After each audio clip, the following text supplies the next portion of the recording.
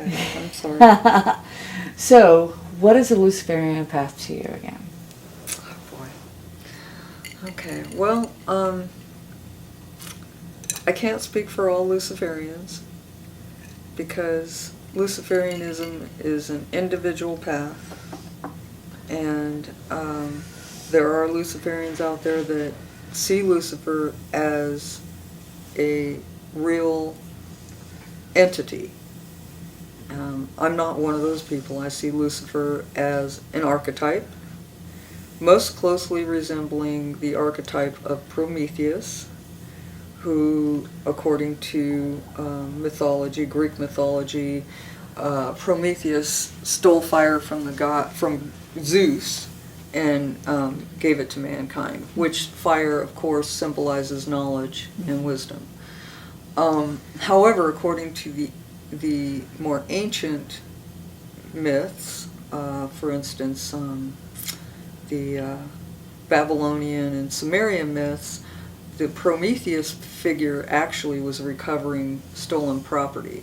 That Zeus had stolen the fire from man, had taken the fire from man's heart, and that the Prometheus archetype actually recovered it and gave it back to mankind. So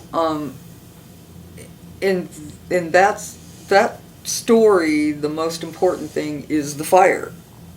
And the fire is the light, it's the knowledge. Mm-hmm. And so you carry that over to Lucifer. Lucifer means light bearer in Latin. And it was originally coined to describe the planet Venus, which rises 6 months out of the year. It rises before the sun, so it heralds the dawn. Hence Jesus saying that he was the morning star. Right. Okay, and 6 months out of the year, it's the evening star, and it appears after the sun goes down.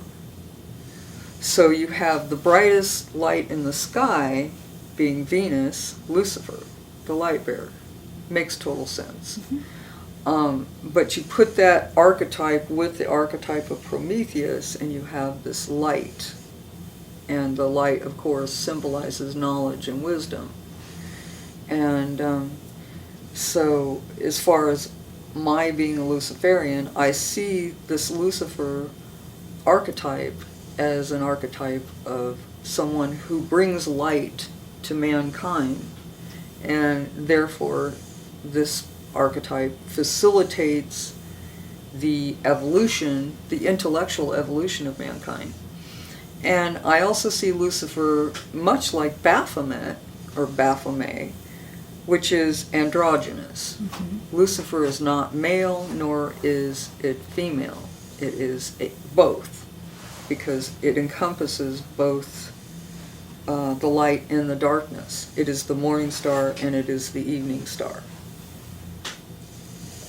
Well, that's good. I mean, that's interesting, especially with what you have coming up. Mm-hmm. You have a wonderful left-hand path consortium, and so everyone knows that. And of course, you have worked tooth and nail to get this project off the ground, and you are still continuously working on it. What brought you to this? Well, the first one I did in Indianapolis was the result of a promise I made to a friend of mine who did, actually, he did the first one in Toronto. And it was, for a first-time conference, it was very successful, and the art show was amazing. And I promised to do the next one in Indianapolis after I finished nursing school. So right after I finished nursing school, I told him that I was going to go ahead and do it, and I put an announcement on my Facebook page, and I created an event page. I mean, simple, right? Next thing I know, people are messaging me saying, I want to do this. I want to speak at this conference. I want to display my art. And a lot of the artists couldn't make it. They couldn't fly in, but they sent their art to me. We had an artist from Singapore that sent her art, another one from Seattle. And the artist in Seattle, Francisco, he actually did the logo for the Left Hand Path Conference. And it just snowballed. I mean, it took on a life of its own. All I did really was facilitate it. But it basically had a life of its own. And it was very successful. We didn't get the audience turnout that we wanted to get because basically nobody wants to go to Indianapolis. But you have a point there. Yeah. But I was just absolutely just thrilled with the speakers. They were just amazing, all of them. All of them were just absolutely terrific. We had Corvus Nocturnum, who's the media spokesperson for the Church of Satan, and I thought I'd really catch hell for that, but I didn't, and he was awesome. We had Michael Ford. We had Dave Smith, who wrote Quantum Sorcery. We had Bill Duvendeck, Ken Hansen, Taylor Elwood. I know I'm leaving some people out, and I'm sorry. I love you guys. James Wilbur, Lorelei Black, Typhon Draconis. We just had an amazing lineup of people. So you have a new one coming up. Yes. And this is going to be bigger than the one before. Mm-hmm. You're holding it in Atlanta, Georgia. Yes. Of course. And people actually want to come to Atlanta, Georgia. Yes, people want to come here. Yeah, they do. Of course, you can it's see beautiful. The skyline is absolutely beautiful. Yes. And I mean, the scenery is great too. Mm-hmm. And the bars. And the bars and the scenery. Yes, all the scenery is really nice. Yes, absolutely. Absolutely. Yes. But yeah, so you've got your second conference coming along. Yeah. And so how is that going for you? Phenomenal.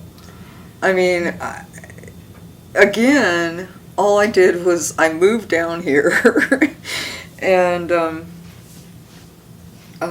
started a new life down here. And the people in Georgia, I just can't say enough good things about Georgia.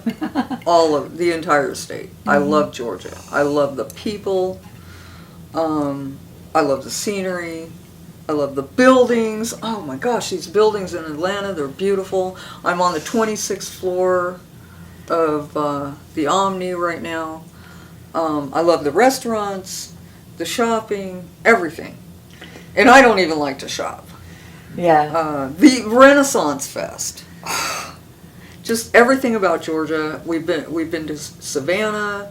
I've been gallivanting all over the state and meeting people.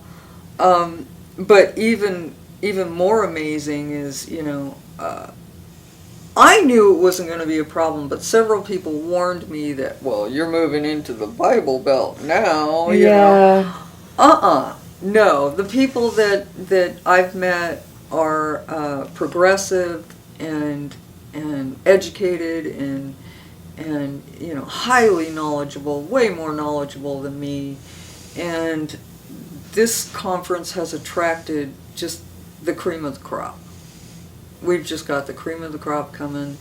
I've got some people from the last conference coming, as well as new people and very well accomplished artists, musicians, and speakers. I mean, it's just amazing.